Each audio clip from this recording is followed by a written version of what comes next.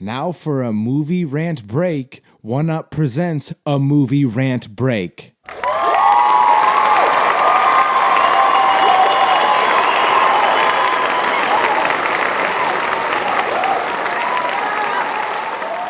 What's up, everybody? Welcome to the Movie Rant Break.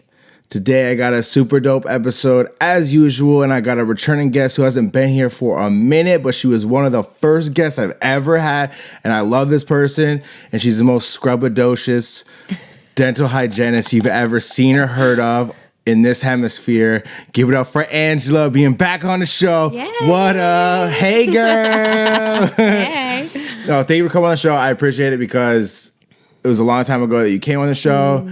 And for anyone that is curious, the episode was Rosemary's Baby. And it's just like when the show had first started. And it was just, I wanted to get you back on the show for a couple of years now, just because the show's kind of evolved. And really appreciate you finally coming back and talking some more horror films. You're welcome. So for everybody that doesn't know, which is everybody, today we're going to go over The Black Phone and give you a little insight on that. Black Phone came out back in June 24th in the U.S.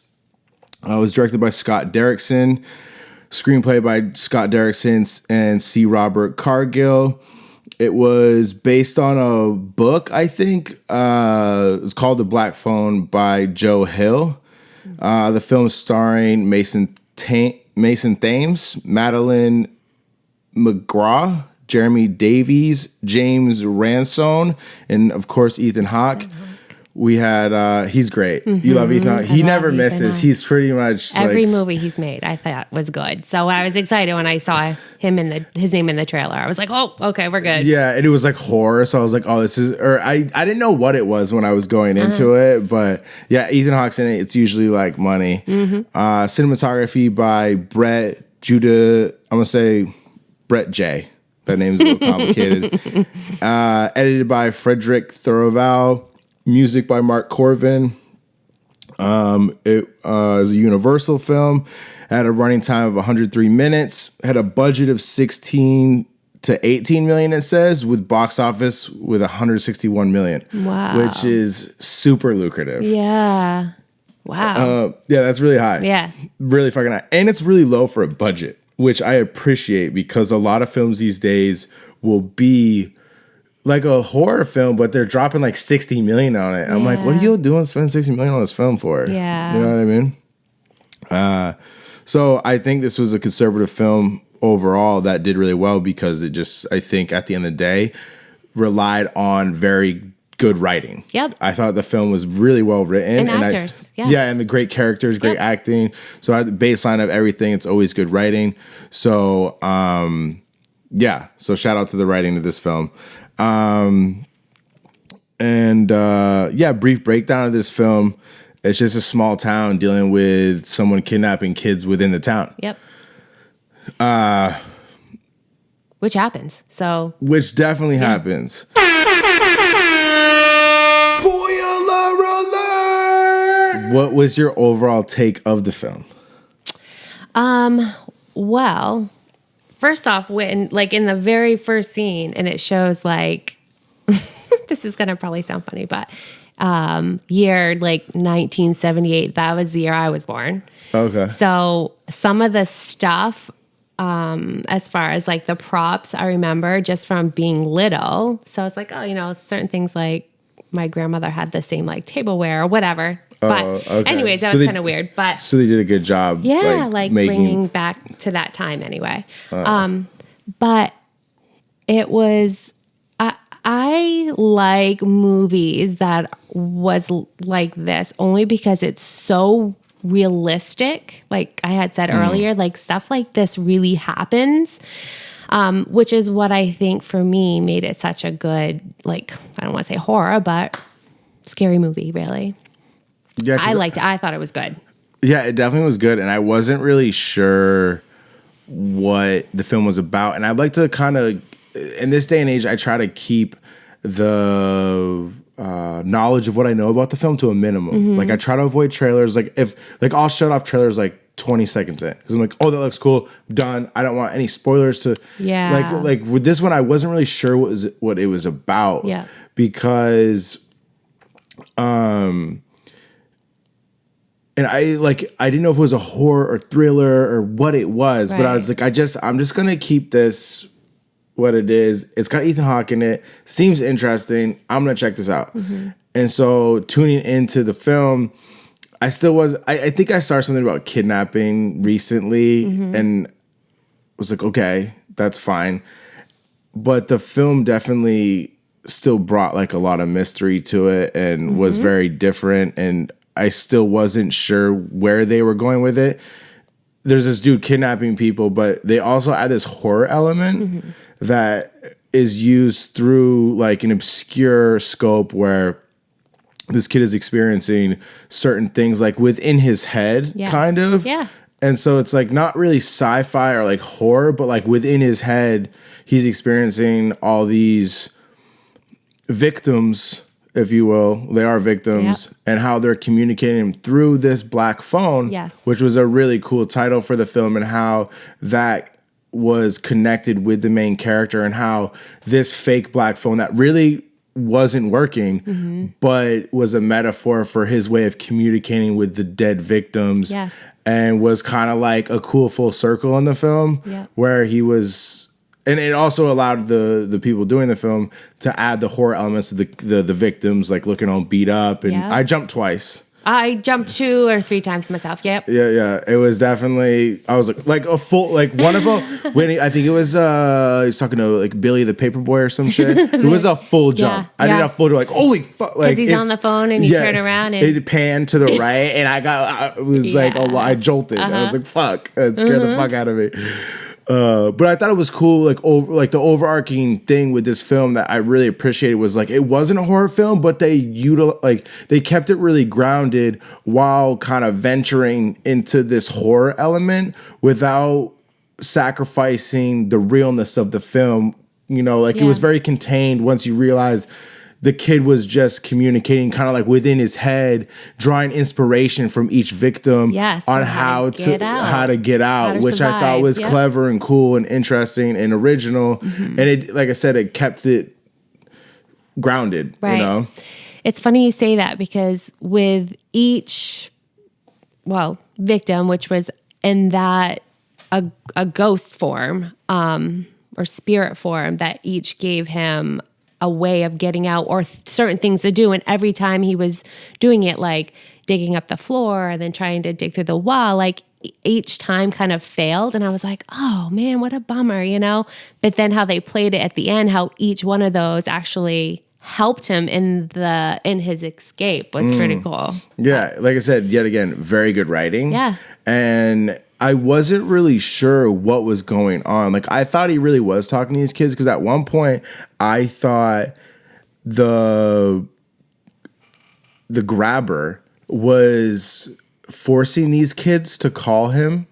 That's what I was thinking at first. And because they were so scared of the grabber that he was telling them what to say to Finn, to kind of like entrap him into his game. Naughty boy game or whatever. Yep. But then it unfolds that he's not. It's like kind of like all in his head, so to speak. Yeah.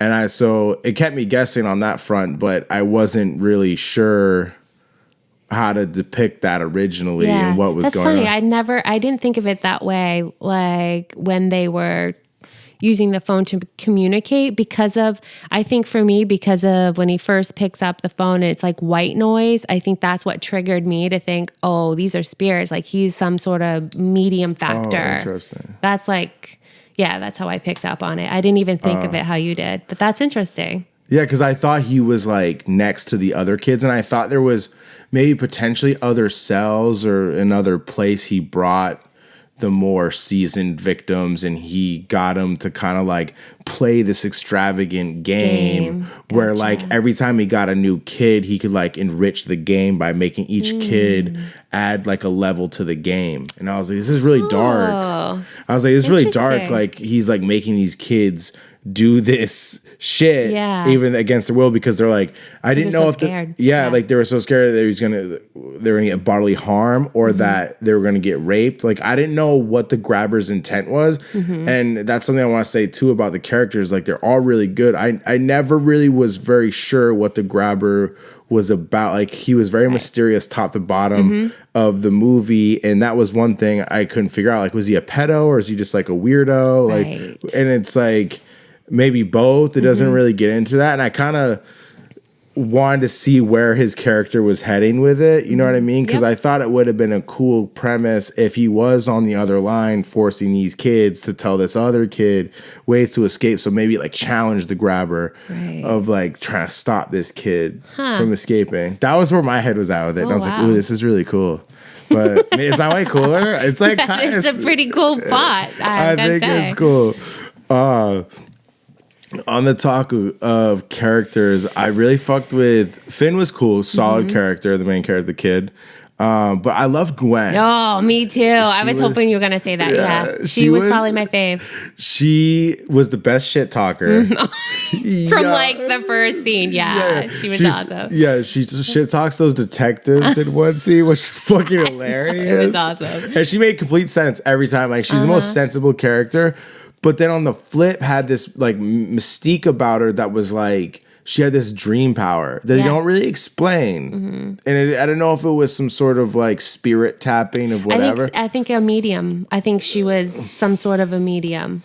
Yeah, which I fucked with, and like it wasn't too over the top because, in my opinion, I think there's a lot of obscurities out here, and I just loved Gwen and how down to earth, shit talking she was. From fucktards and all that. Yeah, and she took a rock and smashed this kid in the face. I was like, "Fuck with you, beating Gwen." up on her brother. Like, she was a force. That's for sure. Yeah, I feel like we will see that actress again. Oh yeah, she did a great job. Yeah, I thought she went parallel with like Ethan Hawke in the film. Yeah, as far as like acting caliber, in my opinion, Ethan Hawke's character was fucking great. Like the grabber, like when he's in the kitchen and he's asleep, and then with Finn, the mask on. Yeah, and Finn doesn't know if he's sleeping. The way the lighting is on him, like because you can't really tell, and he's trying to like tiptoe to the safe. Or the lock on the door, it just looked really creepy and eerie. Yeah. But one question. I think you're going to ask the question. I'm on. But go ahead. The lock combination thing. Okay. Oh, what were you going to ask?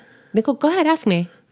How did he know the safe combination? Like he just saw numbers on the wall. Like how would? It was the guy. So it was the little boy.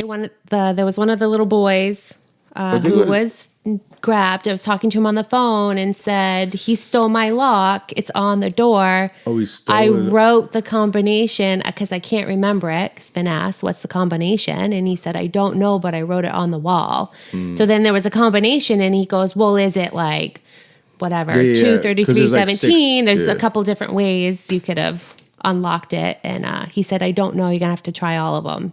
So the grabber took one of the kids' locks and put it on his door. On his door, yeah. He used it for his door. But, okay, so this was my question, because technically this grabber was also living with his brother. Yeah. And his brother apparently had no idea what was going on and was trying to help the case. You saw that in the beginning. Yeah.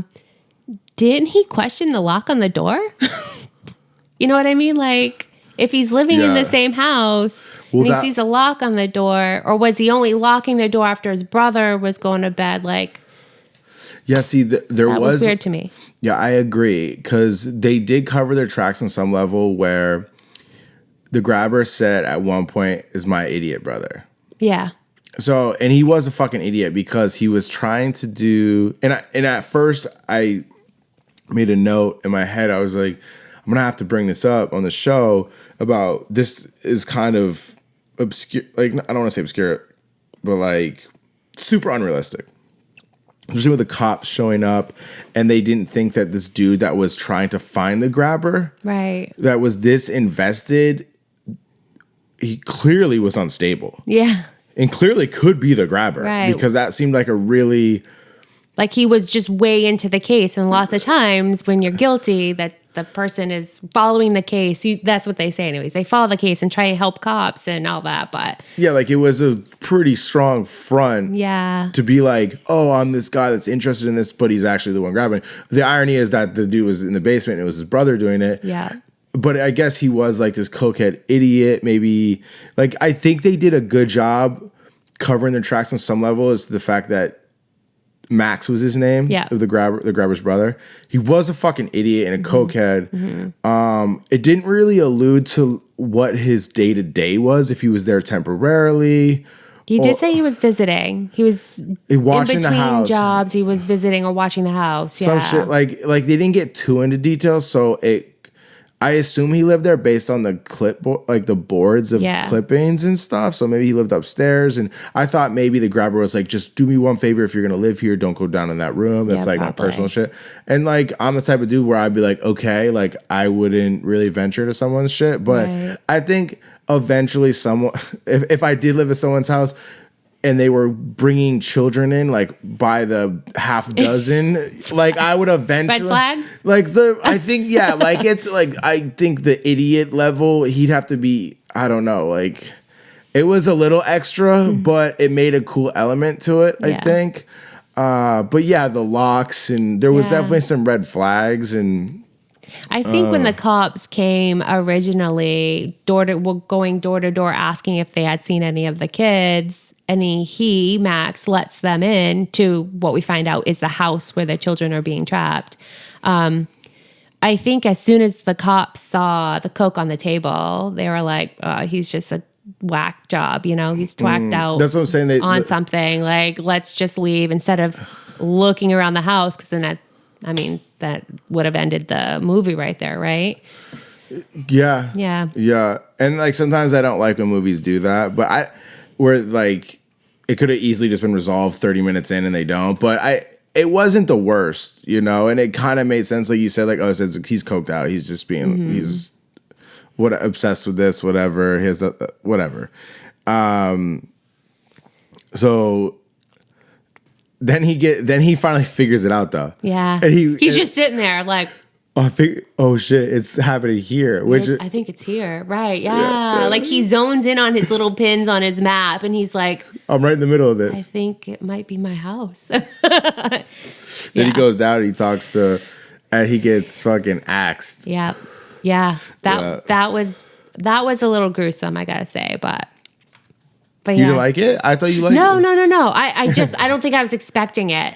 I didn't see it coming for sure, because that was what's so good about the writing of the film. You kind of like really wasn't sure what was gonna happen next, and I think that's a good like thriller. Like I would classify it as like more of a thriller. It had like some horror like elements, but the notion of the guy figuring it out and going down and living in the house where these kids are getting kidnapped, and then I thought like when the kid sees the guy, he's like, he's not the grabber. Like he could tell. Yeah. I thought the kid was gonna hit him with the phone. Yeah.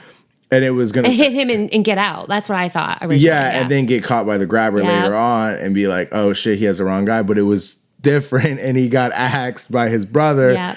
And it was. They did a good job with that whole side story with the character Max and his brother, and super interesting. And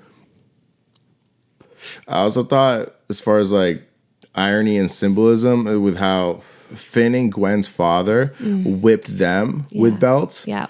The grabber was into that. Yeah. And I thought there was some like irony and symbolism tied to that. Yeah. Do you know what I mean? I do, yeah. Like Gwen was getting fucking beat the fuck. I gotta say, there was a couple of times in the movie where I got a little teary-eyed. I was like, and that was one of them when, she's having these premonitions or dreams or whatnot, Gwen is, and, the cops come to her and ask her questions, and then her dad finds out and thinks that she's doing something naughty because of her dreams, and she's talking about him, and he thinks it's bad, and he's disciplining her for trying to help, and he's whipping her with a belt. And I thought, oh my gosh, I got all teary-eyed. I'm like, oh, that poor child. She's just trying to help, like find these kids, and. But there was some sentiment to that too, with how his spouse was into so he did have motivation. He was like, I don't want to lose you too, type thing, because his wife was into the premonition type thing, which led to her death with taking her own life. Yeah.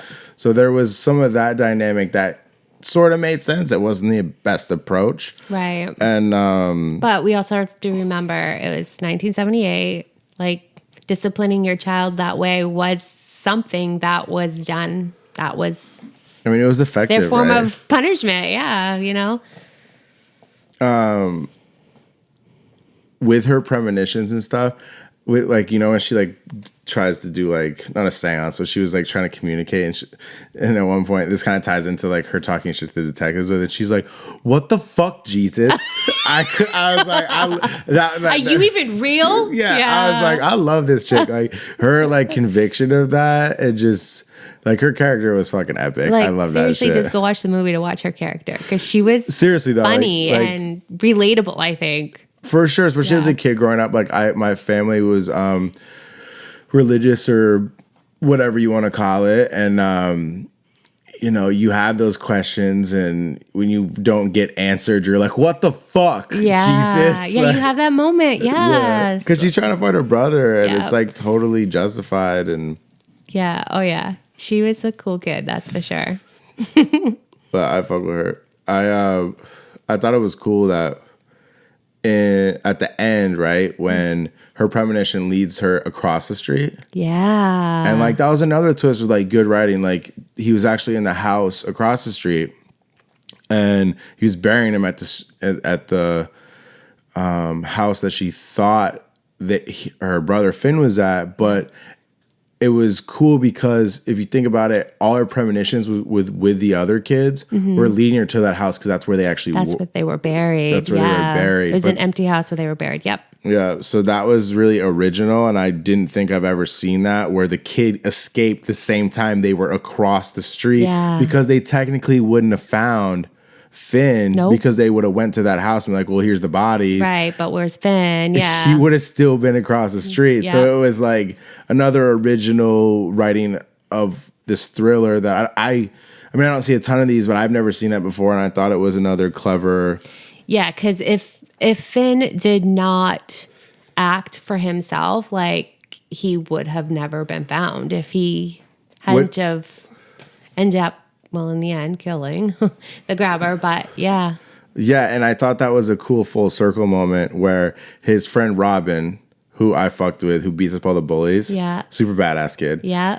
It went full circle where he finally stood up for himself and he killed the grabber. Like that, and because Finn was a puss. He was. There was a couple in the moments beginning. Like he was a puss. Yeah, like when his sister stood up for him, he was just like laying there, and his sister was getting kicked. I was like, "Yo, get up, you little bitch!" If anything, defend your sister. You know. Yeah, like what's gonna do it? But he got kidnapped, and he actually ended up fighting this serial killer and killing him and escaping, which was like a cool moment of him finally escaping, and it was Robin's words that like led to that. Yeah, helped him out. Yeah, well, all the kids, like Robin with the phone. He's like, you gotta defend yourself. Yeah, he did it with the black phone, and that was dope.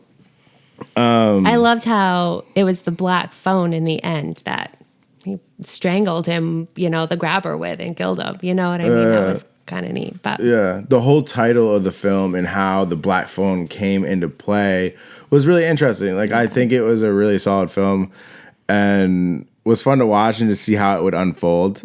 Yeah, it was good. I have so I want to ask you a couple random questions in the midst of what so like, what would you do if someone's trying to kidnap you? Because like what would I do? Because you see a couple kidnap scenes. It's like, what? Yeah, go for the eyes. The eyes? Yeah, go for the eyes. The eyes. That would be like first. That would probably be my first. What if he grabs you behind you?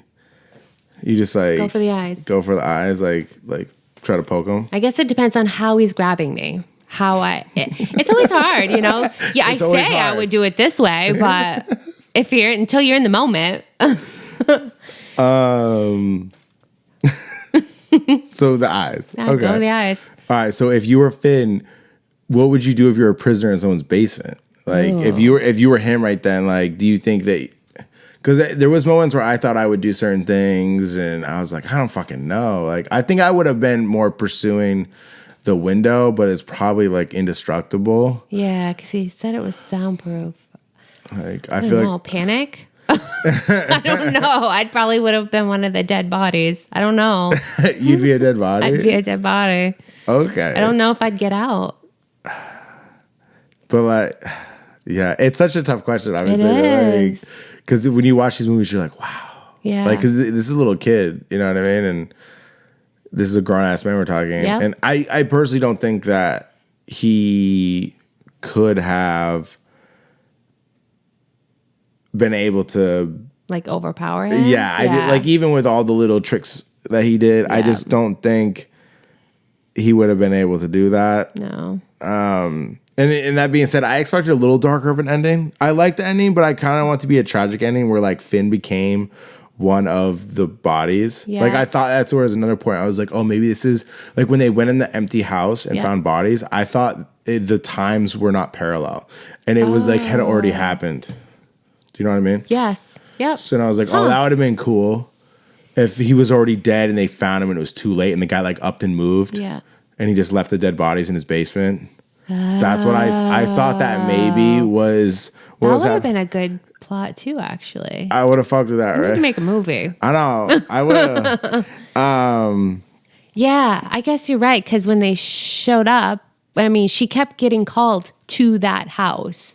Yeah. And when they went in and it was empty, but they found bodies in the basement, I guess, yeah. It would make sense. It would have made sense. It was on two different parallels, but he turned out to be a house across the street. Yeah, so. which is also cool. Yeah. That's what I'm saying. It was an original ending that I didn't see coming. It was cool, but I would have liked if this film ended smidge darker. Yeah. But that's okay.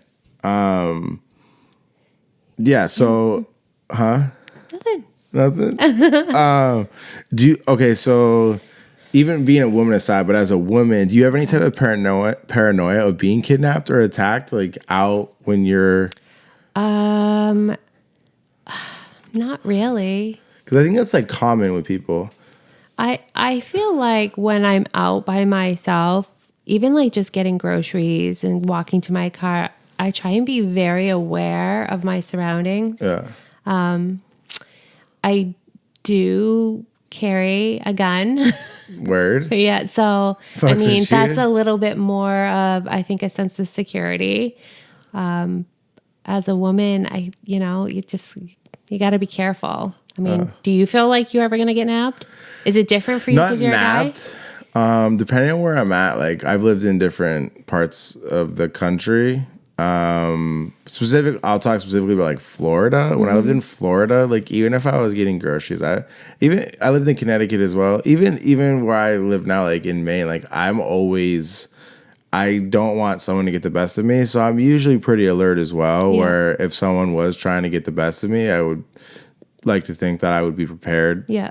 Like, cause I don't put nothing past nobody, and maybe someone thinks I look like fresh meat and they're trying to get some of me, and it's like, well, I don't think so. You know what I mean? Not today. Not today, Satan. So there's that, where like even get out of my car, like, I don't know, I just, there's certain principles that I keep with me as far as looking around and just things I just do based on being an adult. I don't want to be part of any statistic. Yeah. And I think there's ways that you can prevent that or try to anyway. So that's my take on that. But some women are very paranoid.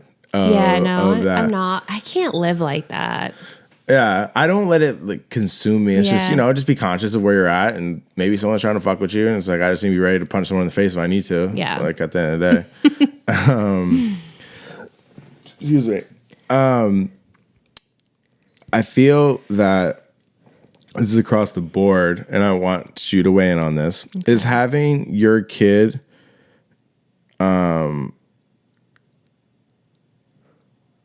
like, I feel like having your kid kidnapped is every parent's nightmare at some point in a parent's life, right? Absolutely, yeah. Like at some point, at some time, you're like... I think it's one of the things parents think about that they don't want to admit they think about but do think about because you have to be aware of it. I was always the mom that, like, when we went to the fair, my kids were like tied to me somehow, because Like it only with a takes a rope? minute. Yeah, leash. You leashed you were one of those? Yeah, you leashed your kids? just to their belt. Shut the like, fuck not up. like a You were- dog leash, but I mean, like, You were one of those parents? Yeah, Nuh-uh. You you leashed just don't them. know. Like, and hook it like to their belt loop, and kids wander. I know. But I always think that's fucking hilarious because my thing is if you put your kid on a leash, maybe you should just watch your kid more. Maybe. But so you were super paranoid because you put your kid on a leash. Yeah, well, like Fabric Fair stuff, there's a lot of people from all over. So this it's not movie- just like random, we're all grocery shopping, but in like big places like that. Like theme parks or you're staying on a leash, motherfucker. Yeah. At one point, I remember my oldest one, she had a backpack that was a monkey. So she'd wear the monkey on her back, and then the tail was the leash. And that's what we would walk around like that. No. And I remember we got to a point at some age, I don't even remember what, but she was like, Mommy, do I still have to wear that backpack? And I was like, no, it's okay. Just hold my hand. Yo. So- What age was that? She had to have been, well, she was little. I would say she was 4 or 5. And she was probably like 7 when she's like, do I have to wear the backpack? Yeah. That's hysterical. I'm that crazy mom, but bad things happen. So this movie, Obviously. if you had a 5-year-old, this movie would terrify you. Absolutely. Like while you were leashing your children Yes. and watch this, you'd have been like, I'm so glad I leashed my kids. Yes, that's why I leash my kids. Yeah, this movie is why you leash your kids. Yeah, I think that shit's so funny. I see people leashing their kids and I'm like, this doesn't seem right. Like, you can't get your kid to stay next to you. Like, you Yeah. gotta leash them. Well, I mean, yeah. Yo, Until your parents shut up. yo. My parents shut up? Is that No, I said until you're a parent. Shut up. Oh, really? I'm just gonna be that raging alcoholic douche father like in this film. No.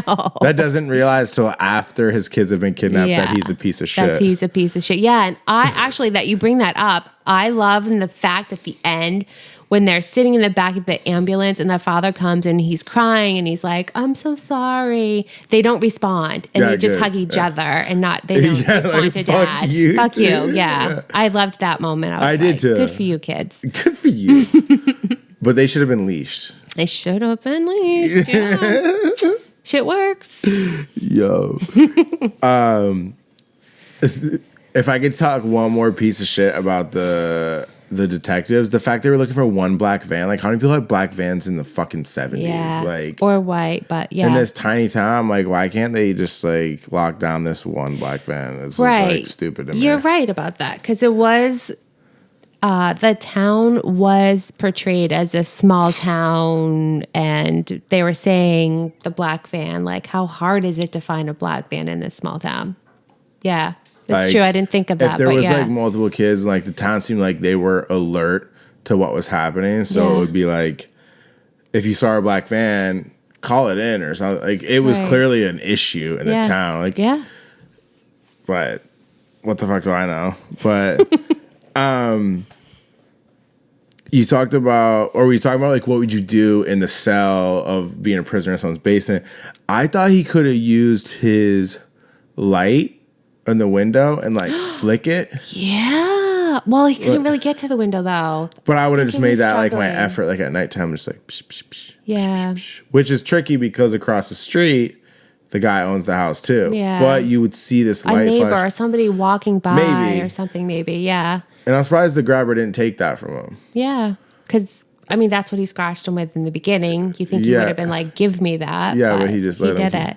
I thought in the end, because I feel like throughout the movie, he used that little rocket. I think that's what it was, right? Mm-hmm. A rocket with a flashlight at the end. Yeah, the pen thing. They showed it so much of him like using it that was going to be what saved him in the end. Like to the jugular of the guy That's what or I was thinking something. too. That's what I was yeah, thinking. so I was surprised that that's not how it ended. But Yeah. The whole film, I thought it was going in different ways, and it didn't. It was always satisfying, though. Yeah. Like, the way it went. It was like, oh, okay, I didn't think it was going to happen like that. And there was other satisfying ways to do it. Like, if he did hit him with the jugular, Yeah. that'd have been cool. But, yeah.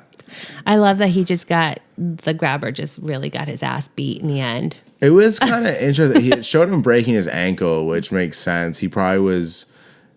Like, think if you just broke your ankle, you'd be in so much pain. Yeah. And it would be discombobulated, and this kid's punching you. Like, I've been punched by, like, a 6-year-old before, and sometimes I'm like, that was a good punch. Yeah. You know, like, punch me in the leg, you're like, dude, don't punch me. Yeah. Like those little Rugrats sometimes got some heat on their punch. But, I mean, this kid's, like, 12, 13. He's got, like, a fucking 5-pound weight in his hand. Like, that would fucking hurt. Yeah. So, oh, God, yeah. I mean, maybe he could get away, but it was a little...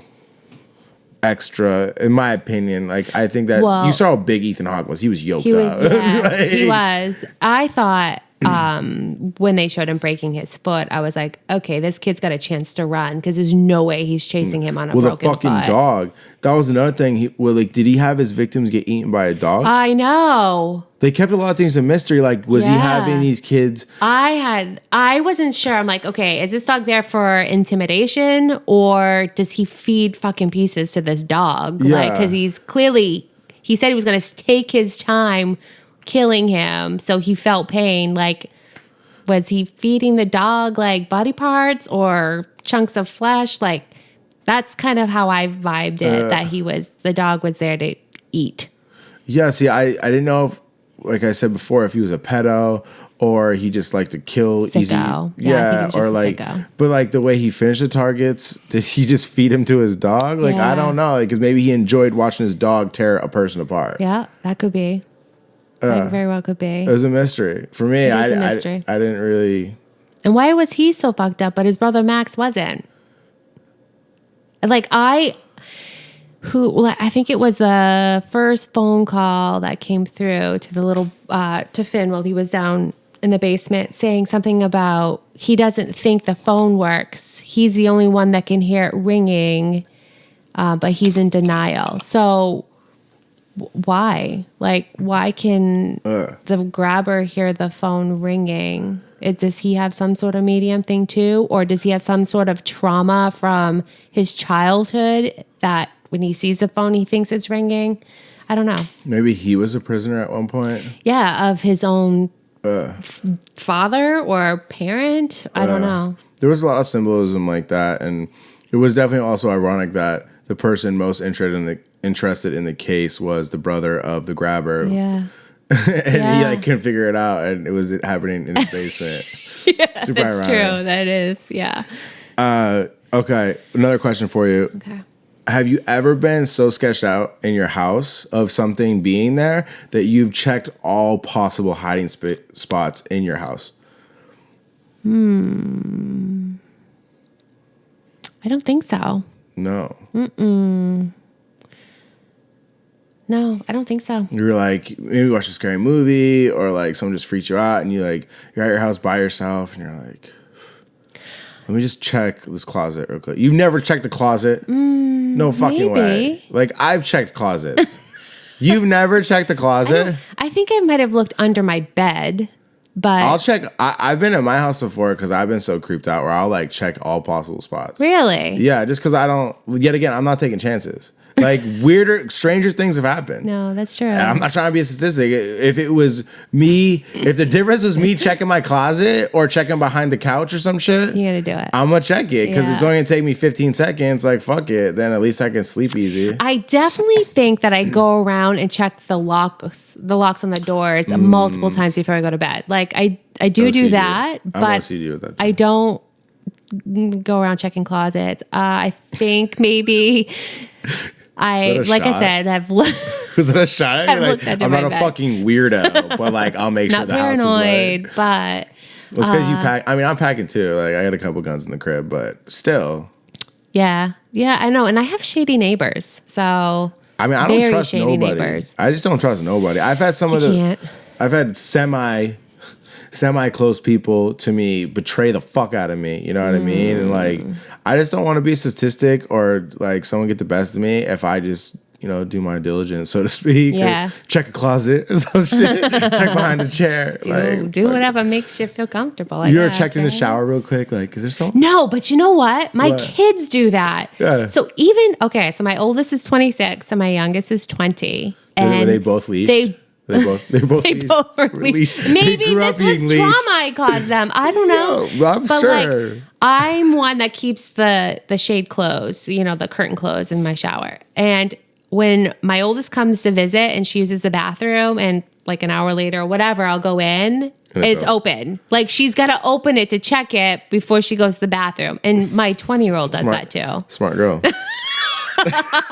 You never know. I guess not. I'm like, of all the hiding places, that's where they're hiding, I guess. It's a comfortable place to sit. Like, mine's got a seat in it. Yeah. So, like, motherfucker could be posted up. I mean, I got cameras at my house, too. So, it's not even like...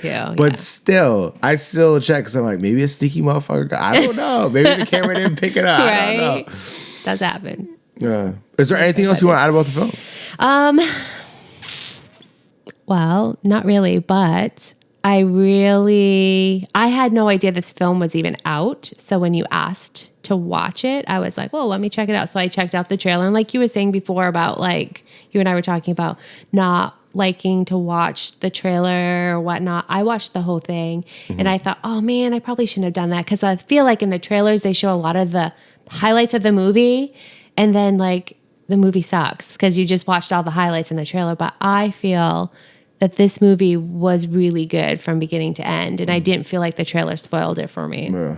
I think some companies are doing better with making the trailers be more guarded on the plot and some of the main points because I think that was a complaint for some years. And some films still do it, some companies. But I think with films that are intended to, at the end of the day, glorify the writing, or the writing is really... They're trying to protect the writing of the film, so they guard it through having a maybe misleading trailer or not an unveiling trailer, which is nice because then when you go to watch it, you're not... It's not a spoiler, I feel like. I feel like a lot of trailers are spoil the movie. But thank you for bringing it to my attention because I love movies like that. And I probably would have never even known it was out there. So... I saw it. They were advertising for it a while ago, and I put it on my radar and put it on my list. And Ethan Hawke always is. I love Ethan Hawke. He's a great actor. Yep.